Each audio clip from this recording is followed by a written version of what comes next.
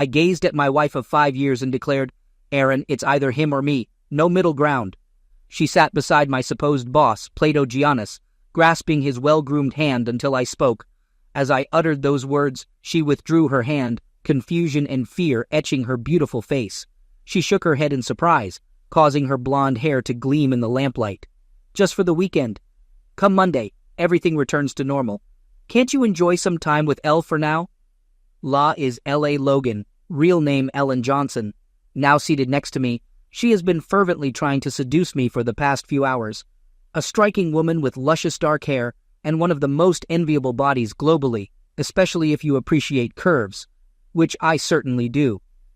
Rumors also circulate that she's top-notch. It's all part of Plato's jest. When Aaron and I were invited to this island for a weekend, the assumption was he wanted to familiarize himself with me better. I'm a renowned author, and he acquired the publishing company that released my work about 3 months ago. However, the entire weekend was actually orchestrated for Plato to have relations with my wife. I'm an average writer, penning detective novels and thrillers featuring my protagonist, Rick Rocker. He unravels mysteries of locked rooms and takes daring leaps off cliffs to elude lunatics. His bed life is diverse and exciting, effortlessly charming beautiful women. A martial arts expert and trained assassin, he's a jack of all trades. He's a fantasy wrapped in a thin layer of reality, and my books sell reasonably well, though the publishing house boasts several more significant and better-selling authors. I only have a captivating wife who caught Plato's attention. They crossed paths at a grand dinner and dance organized by Mr. G for his group of writers and editors. The event made an impression on Aaron, especially when she danced with Mr. G to multiple musical numbers. Polished and a decade senior to 28-year-old Aaron, he possessed long dark hair and a commanding presence. Observing their dance, I noted his adept movements. When the group took a break, they returned to our table, and Mr. G expressed admiration for Aaron, stating that she danced beautifully. I merely nodded, and my lack of response momentarily puzzled him. He then mentioned attending to other guests, saying it was a pleasure. Aaron smiled and reciprocated with Plato. I scrutinized her, noting the swift transition from Mr. G to Plato. I inquired if she was impressed with my boss, to which she replied positively, accompanied by a lascivious grin. I suggested, "Let's see whose wife he manages to snag, huh?" She turned out to be the wife of one of the editors, and during the evening, 3 more revealed they were editors' wives. All of this unfolded a month ago. I am Donald Lake, and I have no nickname. Standing at about 6 feet and weighing 169 pounds, I have curly brown hair, blue eyes, and am 30 years old. I am in good physical shape and athletic. Aaron, too, is in good shape and practices fencing, a sport of skill and coordination. It was at a fencing lesson she taught that I first met her. I was conducting the usual research for Rick, who was to engage in sword fights in the next book, The Adventurer. I always undertake extensive research before writing an adventure book, a key selling point of mine. Rick doesn't do anything I haven't tried. My journey to becoming a writer was an ascent up a steep staircase. I graduated from high school and did not pursue formal education thereafter. In fact, since I was 10, I recognized myself as a writer. Throughout school, I penned story after story, with 2 published in obscure literary magazines during high school. Despite considering myself a serious writer, the need to work for a living arose. After finishing school, I worked as a car mechanic, which I enjoyed. However, it didn't pay much, prompting me to start writing thrillers. Miraculously, one sold, followed by another and another. My current publisher signed me after receiving my first Rick Rocker novel. Sally Baker became my editor, and we quickly found common ground. A sweetheart, but deeply married, she had elementary school-aged children. While working on the second Rocker book, I met Aaron. I completed the book after receiving advice from her about a sword duel, and our professional relationship evolved into several dates, eventually leading to closeness. Our connection was immediate, and we both were delighted. At the time, Aaron operated her music store, surviving the initial stages of starting a business thanks to loans from a family trust. The store featured various instruments in one section and recordings of diverse music, along with sheet music in the other. So, fencing is just a hobby. When we got married, she was 23, and I was as happy as I thought it was possible to be happy. We had plans for children, and very soon, but my publishing house was sold to Mr. G, or Plato as Aaron calls him. One day, Aaron came home excited, mentioning that next weekend Plato had invited us to his island. I stared at her, questioning why she was telling me instead of him. Aaron explained that she ran into him last week, had lunch, and gave him a tour of the store. Today he called with an invitation, expressing his desire to get to know the writers better. Aaron suggested he would be in contact with me soon. Curious, I asked if he had been in contact with her and others. She reassured me, denying any inappropriate contact. I insisted on knowing why she didn't mention the lunch and shopping until today, and she admitted that he had made advances, but she blew him off. She kept quiet, thinking I might get in trouble given his ownership of the company. Now, with my apparent enthusiasm for the island visit, Aaron disclosed that it would be just the two of us and a special friend of his, along with the staff, to get to know us better. I remarked cynically about his intentions to get to know everyone. Aaron reassured me, stating that she could handle the situation and questioned if I was sure I could handle it. I assured her that everything would be great. However, I firmly declared my decision to decline the invitation, deeming it too dangerous for us. Aaron pleaded for reconsideration, expressing that we would have fun, but I remained resolute, apologizing for my decision. She sulked for the rest of the evening. The next day I called the main office and requested to speak with Mr. G. He returned my call 15 minutes later, expressing anticipation for our weekend on the island. I declined, stating my discomfort. I mentioned that it seemed my wife knew about it before me, having had lunch with him, and she didn't inform me initially. According to her, he had been pestering her, and she was concerned about my reaction if I knew everything. He acknowledged his appreciation for Aaron on various levels, citing her attractiveness and entrepreneurial qualities. He also mentioned my status as one of his most profitable writers. He claimed a desire to get to know both of us better. Despite his efforts, I maintained my stance, apologizing and asserting that it would not work. Disappointed, he expressed regret and stated that he wished I would change my mind. He mentioned keeping the weekend open at that point. We parted ways about 3 hours later. As I finished the next Rick book, my agent, Brock Levin, contacted me. I inquired about how he knew about my declining Mr. G's invitation. Brock explained that the vice president of sales had called him, insisting that I should attend. He conveyed the potential consequences of under-advertising the new book, which would be detrimental to both of us financially. I questioned if there was a direct threat, and Brock clarified that while not explicit, the threat was implied, emphasizing that Mr. G played a tough game. I assured Brock that I would be in touch. After ending the call, I emailed Sally the conclusion of the new book, along with some instructions. Later, she called, and we discussed the situation. In the meantime, I delved into researching Plato Giannis and his island. The island was named Hedonism, meaning pleasure in Greek, essentially Pleasure Island. As I delved deeper, I uncovered numerous stories of coital misconduct on the island, including 2 divorce cases where the island was cited as a factor. However, these stories were published in gossip sources. Several photographs of Mr. G with women, including 2 married ones, raised serious concerns for me. I located a picture of the place on Google Maps and familiarized myself with the entire layout. Situated off the coast of North Carolina among islands popular for golf and beach holidays, this 2-mile-long and approximately 1-mile-wide island faces south and is shielded from the elements. It boasts 2 piers, multiple buildings, including a large house, tennis courts, and a swimming pool, leaving me puzzled about the need for a pool with great beaches around. I downloaded detailed photos and compiled them into a topographic map, concluding that a decent boat or seaplane would be necessary for the journey. Lacking both, I know people who possess them. On that Friday evening, Aaron returned home promptly, appearing joyful. For dinner, I had a substantial chicken salad and white wine. As Aaron changed, she mentioned hearing that I might have reconsidered not going to the island. I looked at her, remembering Plato's mention of changing one's mind at lunch. She clarified, "No, silly. He's in New York, and we're here in good old Virginia. He called me, mentioning his apartment in McLean." Questioning how she knew he was in New York, I was met with a dismissal of paranoia. Aaron explained that Plato suggested ordering his plane from the national airport if we agreed to go, but I reiterated that I hadn't changed my mind. Frustrated, Erin called me stubborn and suggested she could go alone, but I expressed concerns about enjoying myself and fearing potential divorce.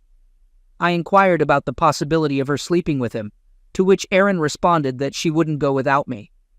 I questioned how I could let her go alone, emphasizing potential consequences upon her return and the risk of our relationship being jeopardized. Erin affirmed her attraction, but assured me that we were still passionate, and she wouldn't take the risk. Believing her, I asked if she believed it, to which she replied not to believe her at all, acknowledging that my trust was almost empty. An accidental spill of wine during this conversation led to laughter, hugs, and kisses, culminating in a trip upstairs lasting an hour. The unpleasant topic faded as we lay in bed. Erin asserted she wouldn't risk our relationship for a billionaire, seemingly assuming that we would go to the island.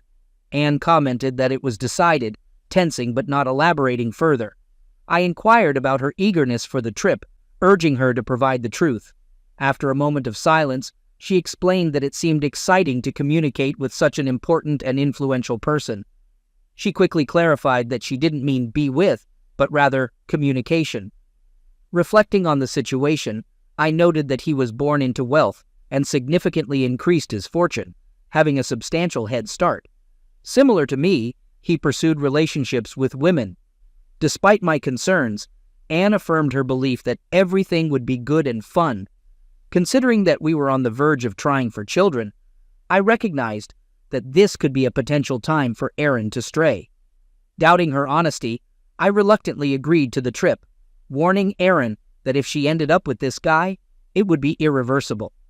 She acknowledged the warning, expressing her gladness about the decision. Deciding that this warning was my last, I saw it as a test of her worthiness as a wife. Temptation would reveal the truth, and time would be the judge. The following day, I accepted the invitation and made contingency plans with my friend. I also checked the island's cellular communication availability. It was there. Still, as a precaution, I brought my satellite phone.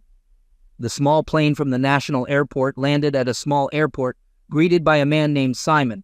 He took us to the pier, where we boarded a boat with a comfortable cabin and a powerful engine, driven by another man, Charlie.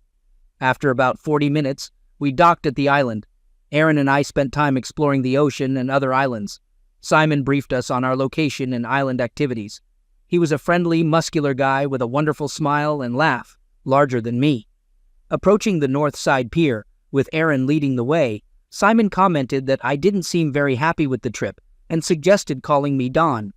I acknowledged having doubts, considering Simon's 6 years of working for Mr. G, expecting him to understand my reservations.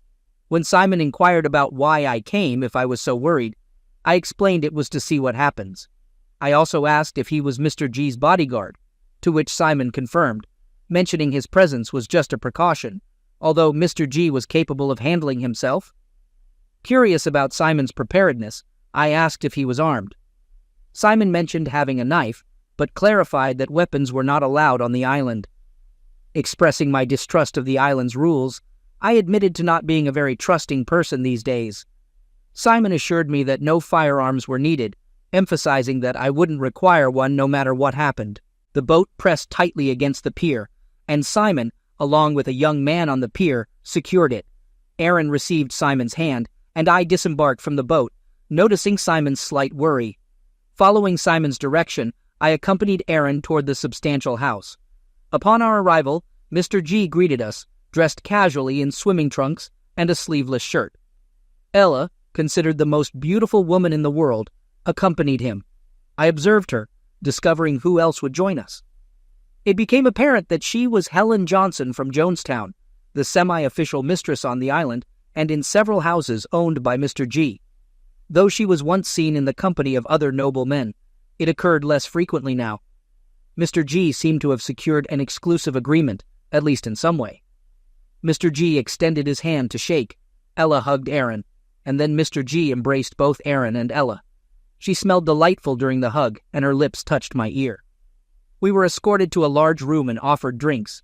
Despite the 1 o'clock afternoon timing and a light plain snack, a small buffet awaited us. Opting for sparkling water, I abstained from drinking, while Erin chose wine. They both sampled a small selection from the buffet. During this, Mr. G inquired about the new book I had sent to Sally the previous week, assuring him it was on schedule. Mr. G complimented my punctuality with a smile. Ella, having read all my books, expressed anticipation for the thriller involving rock climbing, flying, small planes, and a love interest. She exclaimed, "Cannot wait. Maybe I can watch it sooner." Mr. G supported this idea, turned to Aaron, and inquired about the music business. After Aaron's positive response, I humorously mentioned Marjorie's new book, predicting it would sell well. Marjorie, known as Marjorie Wright, wrote serious fiction, but still sold a lot of books. Mr. G revealed Marjorie's rising sales and reminded me of my obligation for another book, to which I affirmed my ongoing work on a Christmas-themed mystery. Elle suggested moving on and proposed going for a swim. Mr. G promptly stood up, encouraging us to join him, and ran out the door. Elle mentioned that if we had swimsuits, she would show us to our room to change. The three of us stood up, and Ella led us into a large double bedroom, closing the door behind us.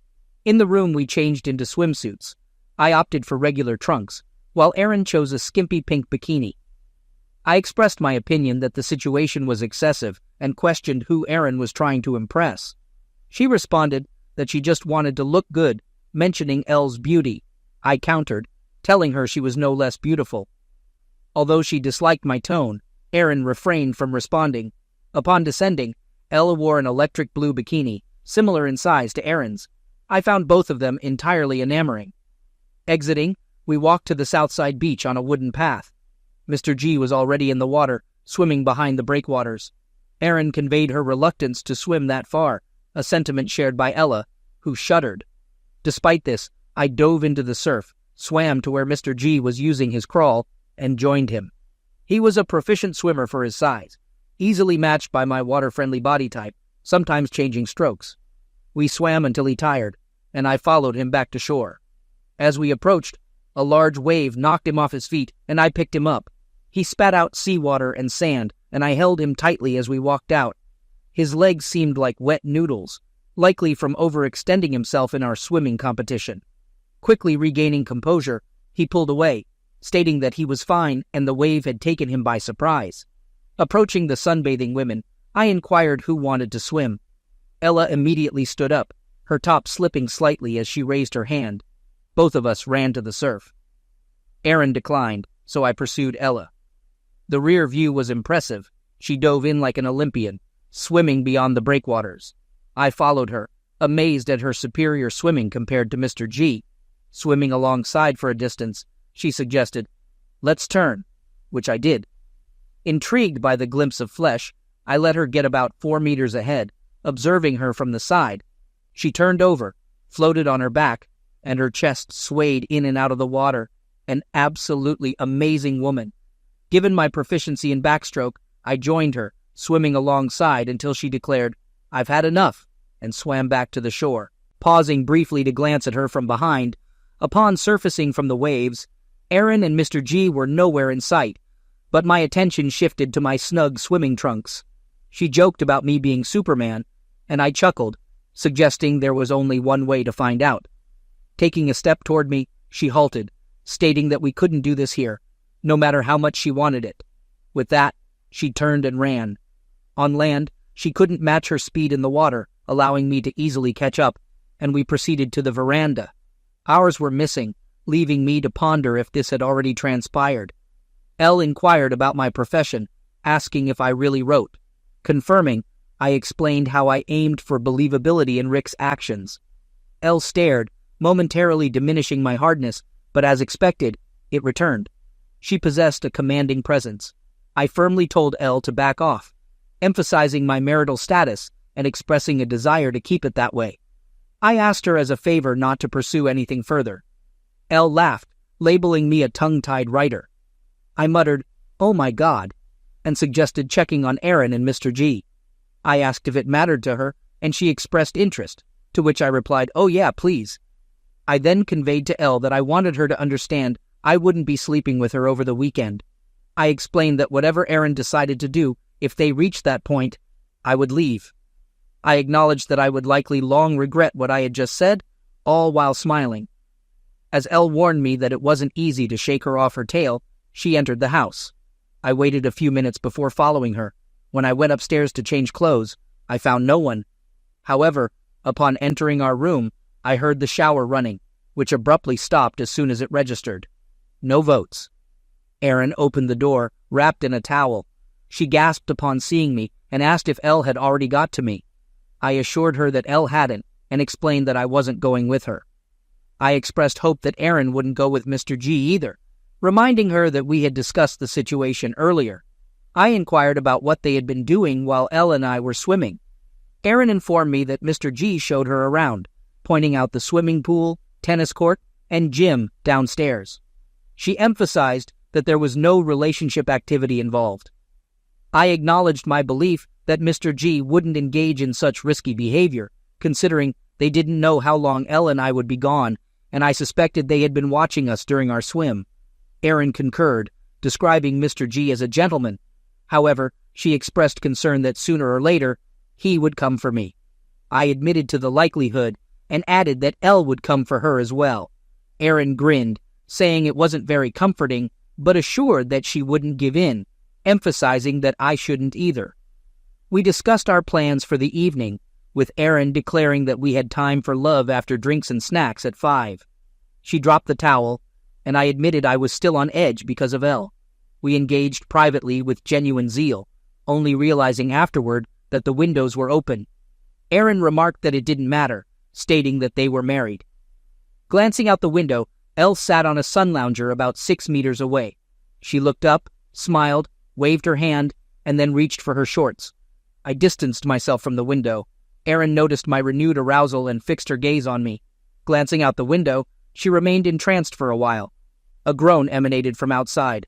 Erin turned to me, exclaiming, "Oh my God, Donnie, forget about yourself. She can have me. I can give up on you. I will not give up." Erin teased that I had to beg Elle to give up, claiming it was the only chance I had. I mentioned that I had already tried begging, but it didn't seem to work. I speculated that Plato had given Ella a task so he could have me, finding the situation strange, but admitting it kept my interest. I promised Erin that I wouldn't give in to Elle's advances, expressing gratitude for her help. Erin observed that I was still erect, and suggested that we could engage privately every 2 hours to alleviate the situation. We descended to the main room in casual attire, Docker shorts and a collared shirt for me, and Erin in a dress with her hair down and high-heeled sandals. Mr. G was already there, sipping beer. He inquired about our swim with Ella, and I responded positively, praising Ella's swimming talents. Mr. G suggested I call him Plato, appreciating the famous name. He mentioned his father's fondness for reading about Plato. Ella joined us, also wearing a dress and heels. The dress seemed modest, but looked anything but on her. I sensed Erin feeling a bit insecure, understanding it was part of the game. Elle attempting to outshine Erin, who, in turn, would try to assert herself by winning Plato's attention. I moved closer to Erin, putting my arm around her shoulders. Plato informed us about the available beverages and snacks, expressing a preference for pretzels. As he spoke, he ate one. The 4 of us chatted for a while, and then Ella took me to show me around the house, which I found impressive. I asked if Plato used the gym, and Elle confirmed, mentioning his preference for weightlifting. She pointed to the bench with a barbell and described it as heavy. I demonstrated a few swings with the barbell, with Ella watching intently from above. Ella mentioned that Plato only did 3 reps before resting, and as she spoke, she began breathing heavily.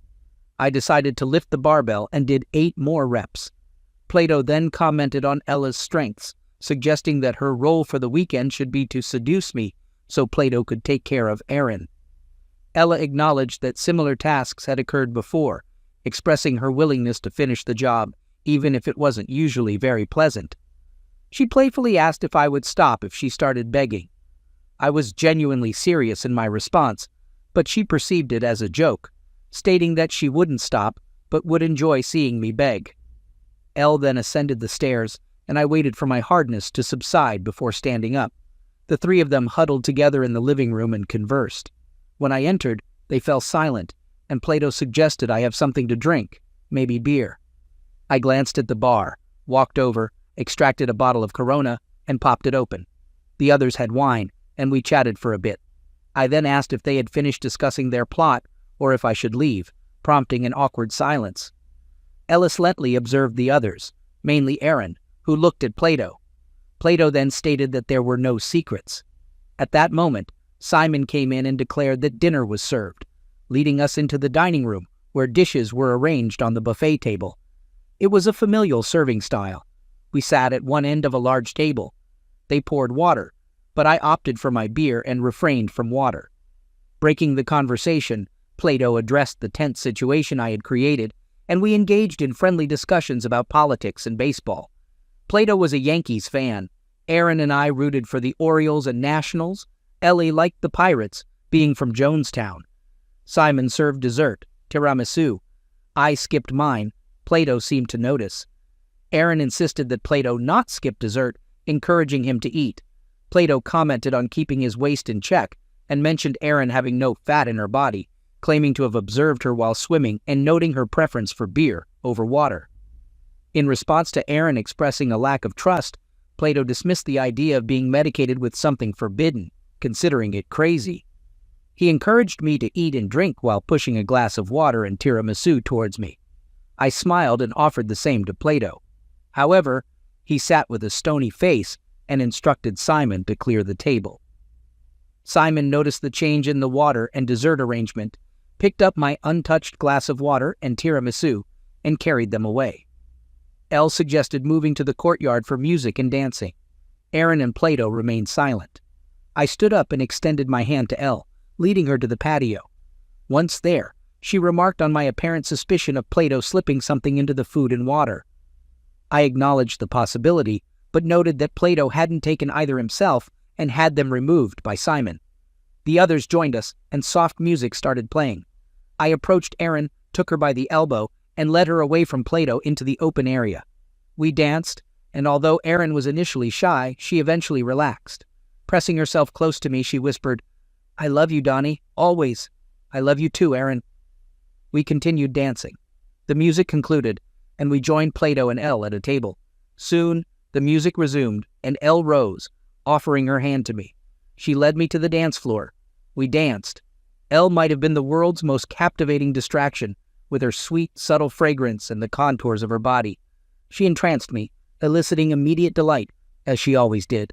Observing Plato's hands on Aaron's backside, I noted that she didn't push them away. Breaking away from Elle, I walked the short distance to Aaron and Plato, standing there and observing them. Aaron noticed and tried to move away from Plato, who persisted in keeping his hands on her. She gently pushed him on the chest, expressing a desire to avoid problems. Plato released her, but took her hand, guiding her back to the table. Elle returned after me, and we sat down, with her sitting very close to me. Aaron held Plato's hand as they sat side by side. Plato expressed disappointment in me, claiming that Elle was a fantastic lover and could provide me with one of the most powerful and delightful experiences of my life. He accused me of denying her this opportunity. I asserted that I had a wife and wouldn't entertain the idea of a trade, bringing us back to the initial discussion. Turning to Aaron, I stated that it was either him or me, with no intermediary options. She withdrew her hand from his, but looked at me and suggested that it was only for the weekend, and on Monday, everything would be back to normal. She asked if I couldn't have some fun with Ella for the time being. Scrutinizing her, I questioned if she was serious, and if I should take it as a yes or no, even if it meant it would be over between us. I firmly stated my refusal with a simple no. Despite not understanding why it should imply anything, I made it clear that I wouldn't entertain the idea. I extended my hand to her, and she took it. Pulling her towards me, I gave her the hottest kiss I could muster, running my hands up and down her body. Afterward, I pulled away, tears welling up in my eyes. I exhaled the words that nearly crushed me, stating, "The mere thought that you would agree to be with this guy means it's all over between us. It's done." I turned and headed for the stairs. She cried out, "No, Donnie, no!" I reached the top of the stairs, grabbed my previously packed bag, and left through the back fire escape. I made the call and ran into the darkness, sobbing. While running, I still heard screams. About 20 minutes later, I heard a plane. It landed near the southern dock, and my friend Todd Jacobs swam up to me. Approaching him with Plato and Simon emerging behind me, Plato exclaimed that there was no escape and suggested I stay to calm my wife down. Charging at me, I reached the pier. Plato, uncontrollable and unfit for a fight, splashed around in the water, shouting about firing me. Boarding the plane with Todd at the controls, we flew to a small lake near Dulles. A car was waiting for me there, and I paid Todd for the service. Heading home to Alexandria, the road was dark and desolate. Our house, too, was dimly lit. Upon entering, I surveyed the surroundings. Photos of us in happier times, pictures of our relatives. Shocked, I sat in a chair, gazing into space, and that's how I drifted off to sleep. At 8 in the morning, a car's sound outside woke me up. I peered out and saw Erin stepping out of a rental car.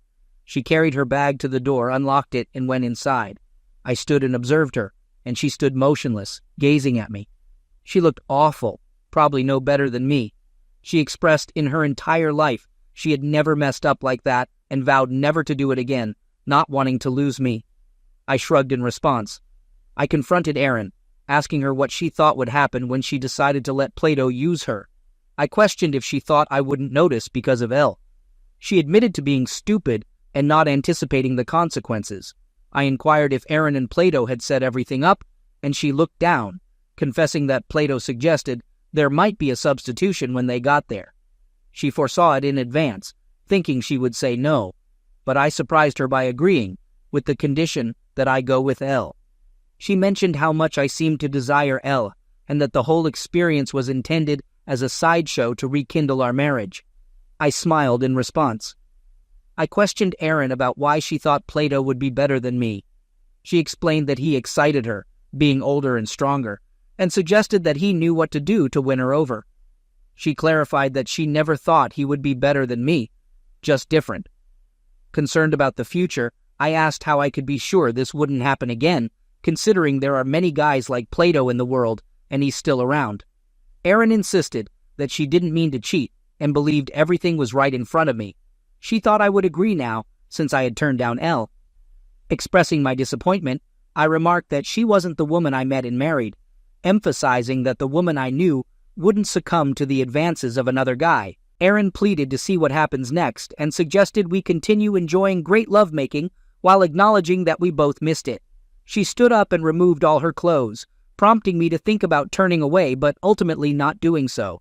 She led me upstairs. The only constant in our relationship, always present and likely to remain, is our complete coital compatibility. I let her go home, and 10 years later, I picked up our kids from the school bus, Jessica, who is 8, and Robert, who is 6. Helen, who is 3, and doesn't attend school yet. As a stay-at-home writer, I had help and the opportunity to write. It took over a year before I trusted Erin enough to let her stop taking the pills, and when she did, our lovemaking life flourished. The idea of her getting pregnant excited us greatly. I closed my contract with the previous publisher, and Sally and I moved on to something else. The first book I wrote was about adventures on an island, closely mirroring reality. It sold a considerable number of copies, securing a movie deal that included my 3 previous books. Plato couldn't complain about half-truths in the new book, where he was cast as Socrates and met a fitting fate. Erin now owns 2 stores that generate some income, while I earn substantially. Before fully accepting her back, Erin signed a postnuptial agreement, ensuring fidelity from both of us. With the school year underway, as I drove the 2 older kids home, a small red sports car arrived at our entrance. A remarkable pair of legs emerged, followed by the most beautiful woman in the world, Helen. The children excitedly ran up to her shouting, "Aunt Helen!" She hugged them and fussed around, while young Helen welcomed her at the door. I poured her favorite drink, seltzer, and informed her that Erin would arrive soon. I mentioned preparing a high-calorie salad, concluding with, "But that's a completely different story." I'm Donald, aged 56, sharing my life for the first time. I'm married to Lauren, aged 45, and we have a 13-year-old daughter. This recount is from a few months ago. My wife, our daughter, and I were in Istanbul with a large group of 3 families, totaling around 16 people. As our trip concluded, we gathered at Istanbul Airport for our collective return to Chicago. With an 11-hour flight ahead, we conducted a group accounting session. Unexpectedly, our flight faced a 6-hour delay. Utilizing the time, we all headed to the lounge, finding it surprisingly empty. We were the sole occupants, engaging in lively conversations, sharing smiles, and reliving tales of Turkey and its delectable cuisine. Taking a brief smoke break, I returned after 15 minutes, walking towards my wife. Spotting a slender figure near her, my heart raced, not due to nicotine, but an intense surge of emotions. The closer I got, the more my heart raced, transporting me back 2 decades to a moment of holding hands in a church, saying, "I do," and embarking on a shared life.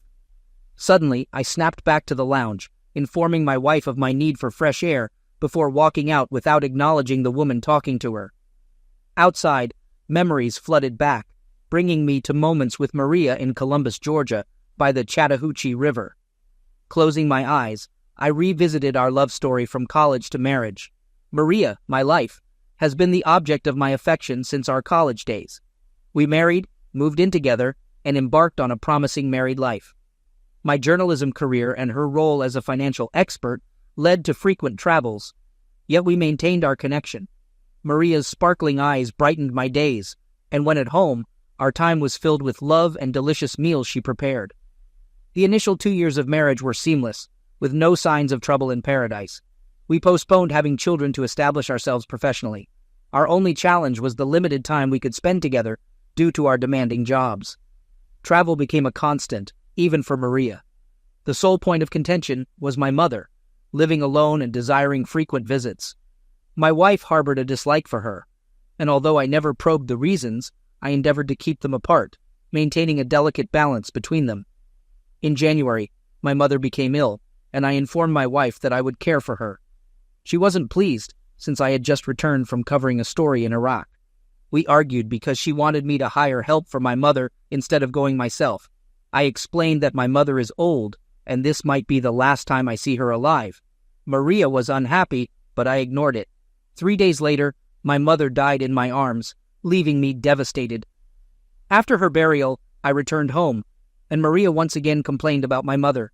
I was shocked and couldn't understand her point. She caused so much trouble, insisting that the deceased person should have been in the hospital from the start. I remained silent, trying to comprehend it all. "Why is Maria criticizing a deceased person?" I retorted, but she shut me down, saying the person won't respond, so I should zip it. That led to a week of silence between us. To break the ice, I took her out for dinner, and that night, we shared a closeness moment. Things seemed better, but I had to go to Afghanistan to cover the historic Silk Road. In my absence, Maria earned promotions and a higher salary. When I returned 2 weeks later, everything had changed. Coming home, Maria greeted me warmly, but during dinner, she seemed tense. She said we needed changes in our lives. "What changes do you want?" I asked. She expressed the challenges of my frequent and prolonged absences, longing for my touch. Maria gave me 2 options: find a job near her, or find her a job to travel with me. Torn, but relieved by her honesty, I agreed to find another job, closing the topic. The next morning, I resigned and got a local job at the TV channel, even though it paid less. When I told Maria about the 30% reduction in my salary, she was angry. I explained the trade-off for a stationary job, but she resisted, upset about the decreased contribution and its impact on her lifestyle. It was a tough situation, but I was committed to making it work. We continued like that, and over the next 3 months, things deteriorated. We talked less, and nights lacked lovemaking. Her demeanor shifted from a loving wife to a nagging presence. She found faults in everything, and not a single day passed without going to bed angry. It got so bad that one night she asked me to stop breathing as my breath disturbed her sleep. A few days later, my phone went missing, prompting me to use my wife's phone to call mine. Surprisingly, her phone was locked, which was unusual since I never had a lock on mine, and she never did either, as far as I knew. This raised suspicions about why her phone had a lock. Was she hiding something? On a Thursday night, she returned from a late-night party with her office friends, appearing disheveled in a black dress with no lipstick. When I asked what happened, she explained she danced too much and was tired. Helping her to the bedroom, I noticed a bruise on her left thigh, and she wasn't wearing panties, which was out of character for her.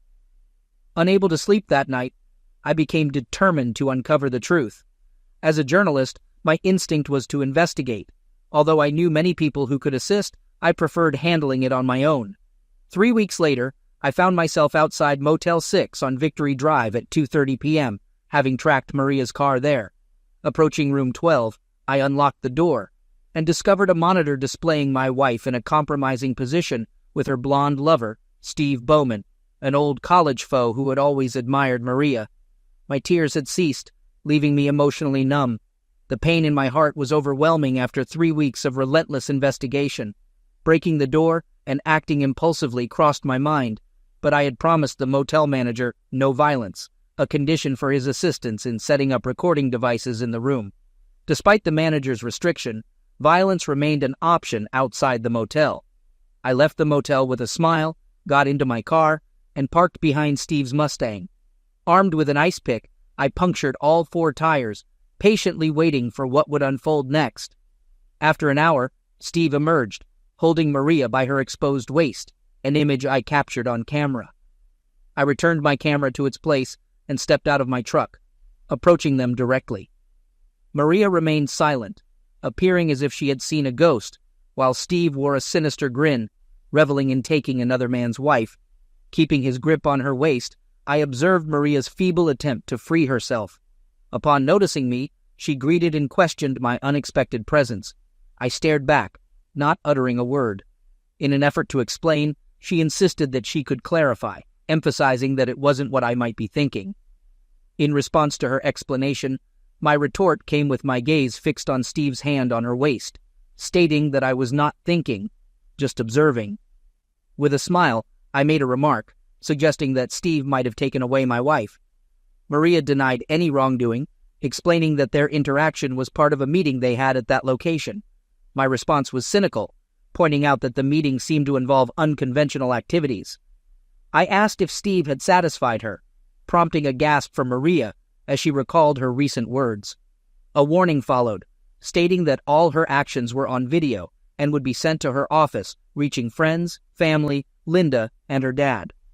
Steve interjected, shouting a plea to leave Linda out of the situation. Dismissing his request, I added that Linda had every right to be involved since her husband was involved with my wife, creating a lot of unfinished business. Maintaining a smile, I continued, mentioning that Linda had already witnessed their actions and was eagerly awaiting the video copy to file for divorce. I suggested that, in their situation, preparing to say goodbye to their beloved Mustang might be wise, as it would be sold to settle the lawsuit. Furious, Steve lunged at me, a big mistake considering my years of travel to places like Iraq and Afghanistan. I had been among warriors and fighters, learning a few tricks along the way. Blocking his right hand, ducking forward, I landed a left on his chin, causing him to drop like a bag of potatoes. He struggled to get up, wobbling towards me, only to receive an uppercut that left him unconscious. Maria stood there horrified, and I instructed her to get in the truck. We didn't go home. Instead, we headed straight to my lawyer. Ignoring Maria's inquiries, I gestured for her silence. In the lawyer's office, we were directed to the large conference room and took seats on opposite sides of the table. The atmosphere was tense until Ron Freeman, my lawyer, entered and handed an envelope to Maria. He explained the terms, stating that the divorce had been filed based on irreconcilable differences. There was no shared property, and the legal transfer of his mother's house hadn't occurred, so she couldn't claim it. He informed her that she would receive half the money from the joint account, which she could withdraw since she earned more. There was no alimony. Ron concluded the discussion and left the room. Maria clutched the envelope and directed her gaze at me. Breaking the silence, I warned her that if she contested the divorce, I'd alter the grounds to infidelity, ensuring widespread exposure of her infidelity on all social media platforms. I threatened to send the evidence to her office, leading to termination, and vowed to follow her if she fled to another city, making her life a perpetual fear of tarnished reputation. After she nodded in understanding, I stood up and left. Maria, however, spoke up, questioning if I wanted to know why she acted as she did. She explained that I desired a lifestyle she couldn't provide, seeking luxury without understanding the sacrifices. According to her, the blonde lover fulfilled those desires temporarily, but he was already married and merely seeking cheap entertainment. Maria questioned how long such happiness would last, anticipating a cycle of seeking new lovers. She concluded by pointing out my present situation with only an envelope in hand. Her parting words wished me a nice day. Months later, I encountered her in court during the divorce proceedings. We never exchanged words, only receiving the court's orders granting the divorce. Steve, her lover, never filed a complaint against me, as cameras in the parking lot would have shown him as the aggressor. I sent Linda the videos and evidence of Steve's infidelity, leading to their divorce, and rumors of Steve facing consequences from Linda's brothers. Linda's father, connected and vengeful, wanted to punish Maria, but Linda intervened. I changed jobs and eventually returned to my old position in a different city. Life moved forward, and at Istanbul Airport, I found myself a chief journalist with ample wealth, a faithful wife, and a wonderful daughter. Back in the airport lounge, my wife continued conversing with Maria for hours. Staying away, I observed their interaction, concerned about Maria's intentions. Later, I confirmed our departure time with airport officials. Boarding the flight after a challenging wait, I sat beside my wife, who displayed a different smile. Curious, I inquired about her discussion with Maria. She revealed she was expressing gratitude to Maria for her mistakes, which led her to find me. Surprised, I asked if Maria had disclosed this information. My wife clarified that Maria never mentioned me, but shared court orders and investigative materials found in the attic. When I asked about their conversation, my wife downplayed it, stating she listened to Maria's regrets about missing her ex-husband and her desire for a life like mine. I smiled, closed my eyes, and settled back into my chair.